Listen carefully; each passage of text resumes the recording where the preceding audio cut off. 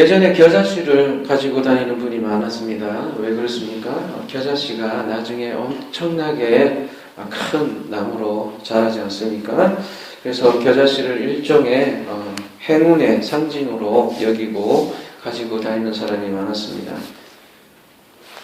그들의 모토는 믿음대로 된다입니다.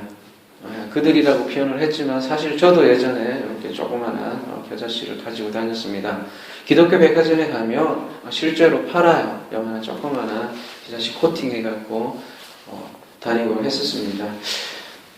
근데 이것을 믿음 신학이라고 합니다. 일종의 믿음을 이용해서 자신의 꿈을 이루려고 하는 것이죠. 그래서 꿈도 가능하면 그런 말씀 여러분도 들었죠? 구체적으로 꾸라. 자동차를 원한다 그러면 빨간색 자동차, 자동차 종류 이렇게 구체적으로 기도를 하면 실제적으로 그것을 본인이 꿈꾼 대로 이루어진다라는 그런 말을 여러분도 아마 들었을 것입니다.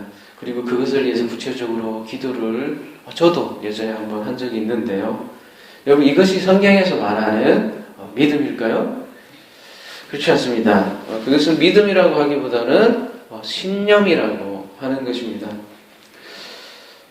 오늘 본문 가지고도 또한 교회 성장을 말하는 분도 있습니다. 하나님 나라를 시간, 공간 개념으로 보기 때문입니다. 국가 개념 비슷하게 본문을 해석해 버리는 것입니다. 본문은 어떻게 시작을 합니까? 또 이르시되 하나님의 나라는 이라고 시작을 하고 있습니다. 그래서 본문은 하나님의 나라에 관한 본문인데요. 하나님 나라를 국가처럼 생각을 하면요.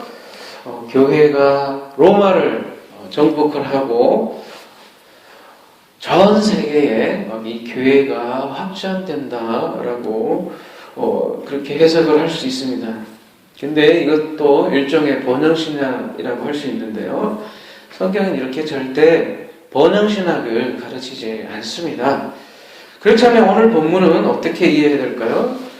오늘 본문은 하나님 나라를 씨를 뿌리는 것으로 비유를 하고 있어요. 여러분 이것만으로 봐도 하나님 나라가 죽어서 가는 천당 개념이 아님을 알 수 있죠. 지금 이곳에서 씨를 뿌리는 것이 하나님 나라라는 것이에요. 여러분 하나님 나라는 하나님의 다스림입니다. 근데 어떻게 다스려요? 지금 말씀으로 다스린다는 것이에요. 말씀을 뿌림으로써 즉 말씀으로 우리를 섬기고 다른 말로 하면 말씀으로 우리를 기르고 자라게 하는 것이 하나님의 나라라는 것입니다.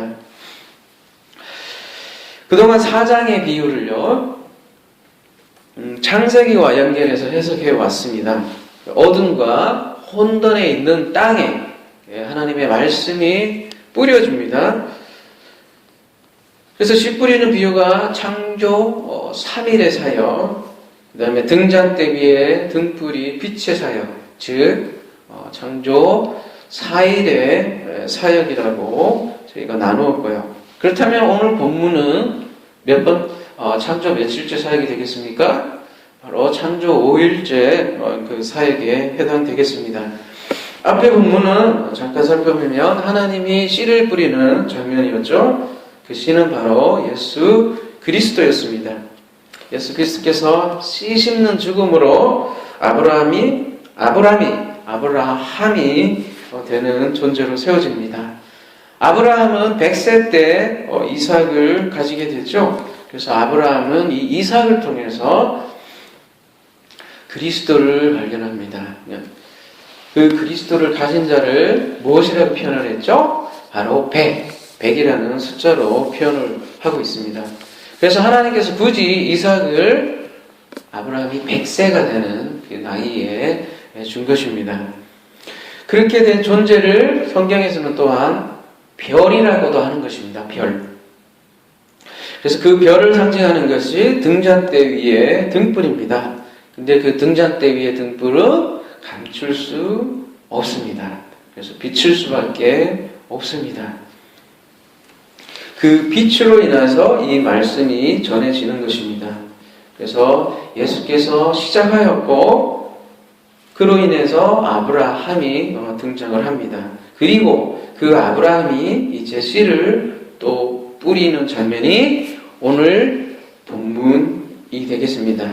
그것이 창조 4일째 등불 사역이 자연스럽게 5일째 사역으로 이어지는 것이죠. 여러분, 창조 5일째 어떠한 일이 일어납니까? 우리 창세기 1장 20절에서 23절 다섯째 날을 한번 함께 살펴보도록 하겠습니다. 창세기 1장 20절에서 23절입니다.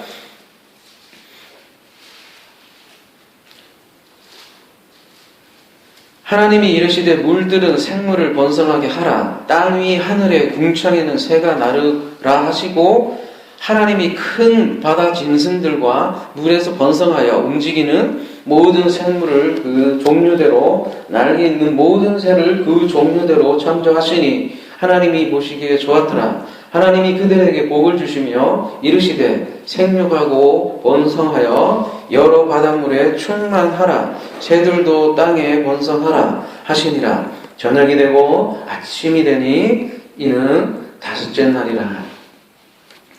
창조 5일째는 이 물들에서 생물이 번성을 합니다.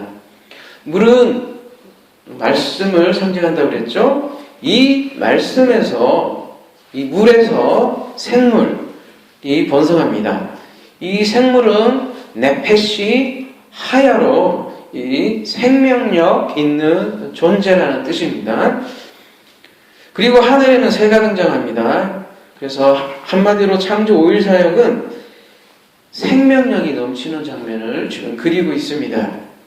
창조 4일이 말씀에 빛을 비추는 장면이라면 그 빛을 갖고 이제 창조 5일은 그로 인해서 생명력이 와글와글 넘치는 장면을 다양하게 그리고 있는 것입니다. 하늘과 땅과 바다에 네페시 하야, 즉 생명력이 있는 존재들로 가득한 장면이 창조 5일의 장면일 것입니다. 그리고 그 바다에는 지금 바다 짐승이 등장을 하죠. 그래서 오늘 본문 다음에 35절부터 41절에 무슨 내용이 나옵니까?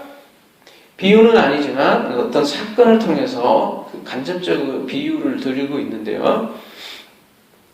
35절에서 41절에 그래서 바다 내용이 또한 나오는 것입니다. 이렇게 마가복음은 그 구조에 있어서 굉장히 신경을 쓰고 있습니다. 근데 이 바다 내용은 다음 강의 때 다루기로 하겠습니다. 이렇게 말씀의 생명력을 그리고 있는 것이 오늘 본문입니다. 그래서 26절에서 29절, 30절에서 32절, 오늘 본문은 두 부분으로 나눌 수 있는데요. 앞부분은 그 생명력을 이렇게 표현하겠습니다. 씨가 뿌려집니다. 즉 말씀이 뿌려지죠. 그 말씀이 생명력이 있어서 땅이 스스로 열매를 맺습니다. 이 땅은 뭡니까? 말씀을 받은 누구예요? 곧 사람이에요. 내 자신 한 사람이라는 것이죠. 그 스스로 열매를 맺는 장면을 농사를 빌려서 설명하고 있습니다. 그 생명력을 표현하기 위해서 처음에는 싹, 이삭, 곡식이라는 과정을 그리고 있는 것입니다. 단수의 아들이신 우리 예수 그리스도가 이제 복수의 아들을 낳습니다. 그리고 그 아들들이 이제 예수님처럼 또 씨를 뿌리는 것입니다. 우리는 씨를 뿌리면 됩니다. 씨는 하나님의 말씀입니다. 그 씨가 어떻게 자라는지 알 수가 없습니다. 누가 구원을 받을지 알 수가 없습니다. 그러나 말씀이 그 안에 들어가면 그 말씀이 역사합니다. 말씀이 역사하여서 처음에는 싹, 다음에는 이삭, 다음에는 곡식이 됩니다. 그리고 추수 때가 되는 것이죠. 또한 다음 본문 30에서 32절은 겨자씨 비유가 나오죠. 이 겨자씨 비유를 통해서 그 생명력을, 말씀의 생명력을 한층 더 광화시켜줍니다. 겨자씨는 정말 작은 씨예요. 그래서 겨자는 유대인들은 나무로 본다 그럽니다. 근데 우리들의 시각으로 볼 때는 풀로 보죠. 우리의 관점으로는 적어도 나무라 하면 한 3, 4m는 돼야 되지 않습니까? 그리고 3, 4m는 돼야 그래도 새들이 모여들고 나무라 할 수 있죠. 근데 겨자가 자라봐야 여러분 2m가 되지 않는다고 합니다. 더구나 마태복음에서는요, 평행구절인 마태복음에서는 그 겨자씨를 자기 밭에다가 심습니다. 여러분, 예수님 시대에 겨자는 그 온 산지와 그 평지에 그냥 흙 뿌리면 흩어져서 그냥 피는 흔하디 흔한 풀입니다. 그래서 예수님 시대는 누구도 겨자를 얻기 위해서 자기 밭에다 이 씨를 심지 않는다고 해요. 파종하지 않는다고 해요. 겨자를 그냥 얻고 싶으면 들판에 나가서 훑어버리면 겨자를 딸 수 있는 그런 환경이라는 것이죠. 그래서 이 비유를 들은 아마 청중들은 상당히 황당하기도 하고 굉장히 어리석다라고 그렇게 받아들였을 것입니다. 근데 이것이 바로 하나님 나라의 성격입니다. 세상이 볼 때 도저히 납득이 가지도 않고 이해가 가지 않는 것입니다. 하나님은 전혀 이해되지 않는 방법으로 우리를 구원을 하십니다. 예수께서 십자가에 돌아가실 때 그것은 밭에다가 겨자씨를 심는 행위처럼 보였을 것입니다. 누가 봐도 어리석었을 것입니다. 그래서 로마 장군도 조롱을 하고 유대인들도 끊임없이 조롱을 했습니다. 근데 그것이 하나님의 모략이었습니다. 그것으로 인해서 온 인류가 구원이 되죠. 그것이 하나님의 겨자씨입니다. 근데 이제 우리가 그 겨자씨를 가진 것입니다. 근데 그 겨자씨에는 생명력이 있습니다. 겨자씨는 아주 작지만 생명력이 있어요. 생명이 있으면 누가 봐도 불가능한 일이 일어납니다. 겨자는 풀에 지나지 않습니다. 근데 풀에 지나지 않은 겨자가 하나님이 일하시면 나무가 됩니다. 우린 누가 봐도 죽은 목숨이었습니다. 그런데 이제 영생을 얻은 것입니다. 에베소서 2장 1절에는 그것을 허물과 죄로 죽었던 우리를 살리셨도다라고 이렇게 표현을 하고 있습니다. 겨자가 풀이 나무가 되는 그러한 일들이 일어나는 것입니다. 여러분, 성경에서 풀은 항상 그 씨가 없는 존재를 상징을 하죠. 그 씨가 없는 존재에서 엄청난 나무로 변하는 그런 사건을 오늘 비유를 통해서 말씀을 하고 계신 것이죠. 근데 심지어 이 나무의 공중에 새들이 모입니다. 이 공중에 새들로 되어 있지만 그 원문에는 그 하늘에 그 새라고 되어 있습니다. 성경에서 하늘들이나 이 하늘로 이렇게 나올 경우 일단 여러분 성전을 생각을 염두에 두면서 읽어야 합니다. 본문의 하늘은 단수의 하늘이에요. 단수의 하늘이고 정관사가 딱 붙어 있어요. 단수에다가 정관사가 붙으면 바로 그 하늘, 그 성전을 뜻하는 것이에요. 그리고 하늘들에 정관사가 붙으면 뭐라고 그랬죠? 그냥 정관사가 안 붙은 것들은 그러니까 정관사가 안 붙은 하늘은 그냥 하늘이에요. 근데 정관사가 붙은 단수 하늘은 성전이고, 또 복수에다가 정관사가 붙으면 하늘들 하면 바로 그 성전이 된 우리들요. 그 하늘들 안에 계신 우리 아버지요. 할 때 그 하늘들은 바로 어디에 하나님이 계세요? 그 그 진리가 된 그 하나님의 자녀들, 그 성전들 안에 계시는 하나님이라는 것이죠.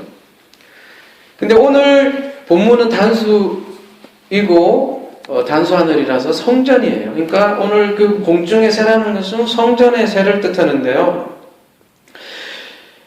아까 읽은 우리 창세기에서 5일째 궁창에는 새가 날아다니는 모습을 그리고 있죠. 이것은 성전에 여러분 날개를 묘사하고 있습니다. 이 성막에서 성소와 지성소를 뒤덮는 덮개가 여러분 멀리서 보면 날개처럼 보입니다. 그리고 그 성막에는 각 사면이 큐빅이 있는데 각 사면에는 그 날개가 다 수놓아져 있어요. 그리고 그 성소 안에 들어가면 여러분 성막 체험소 들어가보면 각각 위 아래 다 날개가 이렇게 다 수놓아져 있어요. 그래서 오늘 본문은 창조 5일 사역을 그리고 있는 것이죠. 그리고 창조 5일은 창조 2일과 짝으로 이루어졌다고 되어 있죠. 그래서 창조 2일에 하나님은 그 궁창을 가운데 두고 인물과 아랫물로 이렇게 가르셨죠. 그래서 그 둘째 날에 그 궁창, 라키아라고 하는데 그 궁창의 인물과 아랫물에서 즉 궁창은 성전이에요. 그 인물과 아랫물에서 사역을 하는 이들이 나타나는 것이 창조 5일이에요. 그래서 두 물로 나누었잖아요. 그래서 이 아랫물을 통해서 인물을 알려주는 이들이 나오자 이제 왕성한 생물들이 나타나는 것이에요. 그리고 사실 설교도 다른 것이 아닙니다. 설교는 바로 아랫물을 통해서 인물을 가르쳐 주는 것이 설교입니다. 즉, 이 아랫물이 이 성경을 통해서 그 하나님의 마음, 하나님의 그 뜻을 알려주는 것이 바로 프리칭, 설교라고 하는 것이죠. 그 말씀을 받은 영혼들은 우리 마음이 살아나는 것입니다. 그래서 네페시 하야로 생명이 있는 존재가 되는 것이죠. 그거를 하늘에 나는 새로 성경은 표현을 하는 것입니다. 하나님은 모든 생물을 통해서 하나님 자신의 뜻을 알리고 표현을 하는 것이죠. 그게 바로 성서의 날개로 표현을 하는 것입니다. 여러분, 여호와는 그 날개 아래 이스라엘 백성을 그토록 모으려고 했습니다. 암탉이 그 날개 아래 제 새끼를 모음과 같이 말입니다. 마태복음 23장 37에는 암탉이라고 되어 있는데 원문에는 그냥 새라고 나와 있습니다. 새 날개 아래 새끼를 모음과 같이 하나님께서는 자신의 백성들을 모으기를 원하십니다. 계절새는 생명이 있습니다. 그래서 우리는 큰 나무가 됩니다. 그래서 그늘을 제공하고 쉴 곳을 제공을 하지요. 심지어 그 하늘에 새들이 깃듭니다. 즉 성전이 되는 모습입니다. 우리가 성전의 날개가 될 때 새끼를 품을 수가 있습니다. 그래서 수고하고 무거운 짐잔들을 우리가 쉬게 해주는 것이 그 나무의 역할입니다. 새가 성전의 뜻도 있지만 에스겔서에 의하면 이방인들도 뜻하기도 합니다. 그래서 그 많은 이방인들이 드디어 그 나무에서 쉬게 되는 것이죠. 여러분, 전도하기 원하십니까? 그러면 먼저 자신이 큰 나무가 되어야 돼요. 실만한 나무가 될 때 그 새들이 모이는 것이에요. 큰 나무가 되기 위해서는 먼저 자신에게 말씀이 뿌려져야 합니다. 그래서 세상을 구하기 전에 먼저 자신이 하나님의 성전이 되어야 하는 것입니다. 여러분은 하나님이 거하실 만한 성전이십니까? 여러분, 우리 교회 부흥, 한국교회 성장, 세계 전도를 논하기 전에 먼저 자기 자신을 점검해 볼 일입니다. 기도하겠습니다.